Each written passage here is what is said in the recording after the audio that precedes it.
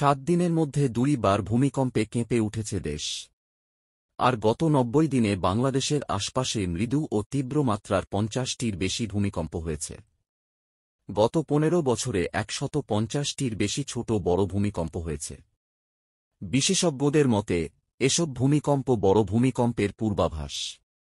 বিশ্বে ভূমিকম্পের জন্য সবচেয়ে ঝুঁকিপূর্ণ 20টি শহরের তালিকায় আছে ঢাকা। বাংলাদেশে বড় মাত্রার ভূমিকম্প হলে ব্যাপক ক্ষয়ক্ষতির আশঙ্কা রয়েছে। তবুও কোনো সরকারই এ দুর্যোগে ক্ষতি কমাতে কোনো ব্যবস্থাই নেয়নি। ছোট বড় মাত্রার এসব ভূমিকম্প সামনের বড় মাত্রার ভূমিকম্পের আভাস দিচ্ছে। ভৌগোলিক অবস্থানের কারণেও ব্যাপক ঝুঁকিতে রয়েছে বাংলাদেশ। বড় ধরনের ভূমিকম্প হলে ঢাকা শহরের চেয়ে সিলেট, রংপুর, ময়মনসিংহ ও চট্টগ্রামে ব্যাপক ক্ষয়ক্ষতি হতে পারে। গত 7 জানুয়ারি রিক্টার স্কেলে 7.1 মাত্রার ভূমিকম্পে তিব্বতে শতাধিক মানুষ নিহত হয়েছেন। এই ভূমিকম্পে তিব্বতের পাশাপাশি বাংলাদেশ, নেপাল ও ভারতও কেঁপে ওঠে।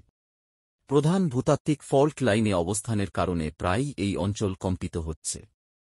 মার্কিন ভূতাত্ত্বিক জরিপ সংস্থা ইউএসজিএস জানিয়েছে, ভৌগোলিক অবস্থানের কারণে বাংলাদেশ ভূকম্পনের সক্রিয় এলাকায় অবস্থিত। সাম্প্রতিক বছরগুলোতে ছোটখাটো কম্পন দেশটিতে আরও শক্তিশালী ভূমিকম্পের আশঙ্কা নির্দেশ করে। এছাড়াও দুর্যোগ সূচকে বিশ্বের ভূমিকম্পের জন্য সবচেয়ে ঝুঁকিপূর্ণ 20টি শহরের মধ্যে রয়েছে ঢাকা। সর্বশেষ বাংলাদেশে বড় ধরনের ভূমিকম্প হয়েছে 1998 সাল। এর কেন্দ্র ছিল বাংলাদেশের মধ্যে এবং যথেষ্ট ক্ষতি হয়েছিল। 2016 সালের 4 জানুয়ারি 6.7 মাত্রার ভূমিকম্পে আতঙ্কেই মারা যান 6 জন। গত 75 বছরে বাংলাদেশে বড় ধরনের কোনো ভূমিকম্প হয়নি, ফলে শিগগির একটি বড় ভূমিকম্প হওয়ার আশঙ্কা অনেক বেশি।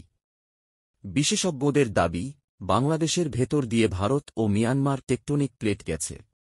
শত শত বছর এসব প্লেটে বড় কোনো ভূমিকম্প হয়নি।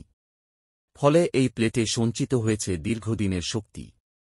হঠাৎই 8 থেকে 9 মাত্রার ভূমিকম্প সৃষ্টি করতে পারে। আর এ মাত্রার ভূমিকম্প হলে লাখ লাখ প্রাণহানির সঙ্গে ধ্বংসস্তূপে পরিণত হবে ঢাকা। বুয়েট ও সরকারের একটি যৌথ সমীক্ষায় দেখা যায়, 7.5 মাত্রার ভূমিকম্পে ঢাকার 72,000 ভবন ধসে পড়বে। তৈরি হবে 7 কোটি টন কংক্রিটের স্তূপ।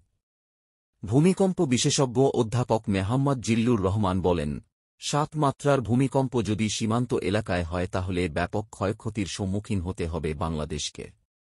বিশেষ করে ময়মনসিংহ, রংপুর, সিলেট, চট্টগ্রাম ও ঢাকায় ক্ষয়ক্ষতি হবে, কারণ ঢাকার ভবনগুলো বেশিরভাগ ঝুঁকিপূর্ণ। বাংলাদেশ প্রকৌশল বিশ্ববিদ্যালয়ের বুয়েট পুরকৌশল বিভাগের অধ্যাপক মেহেদী আহমেদ আনসারী বলেন, বাংলাদেশের আশপাশ দিয়ে 3টি টেকটনিক প্লেট গেছে। এর সংযোগস্থল সীমান্তের আশপাশে। যেমন আমাদের উত্তরে হিমালয় পড়েছে ইউরেশিয়ান প্লেটে, আমাদের অবস্থান ইন্দো অস্ট্রেলিয়ান প্লেটে, আর আমাদের পূর্বে হচ্ছে মিয়ানমার মাইক্রোপ্লেট। এ 3টি প্লেটই আমাদের কানেক্টেড এবং সক্রিয়। প্লেটগুলোর মুভমেন্ট আছে। এগুলো প্রতি বছর 5 সেন্টিমিটার বা 50 মিলিমিটার মুভমেন্ট করে। তার মানে প্রতি বছর আমরা 5 সেন্টিমিটার উত্তর পূর্বাঞ্চলে মুভমেন্ট করছি।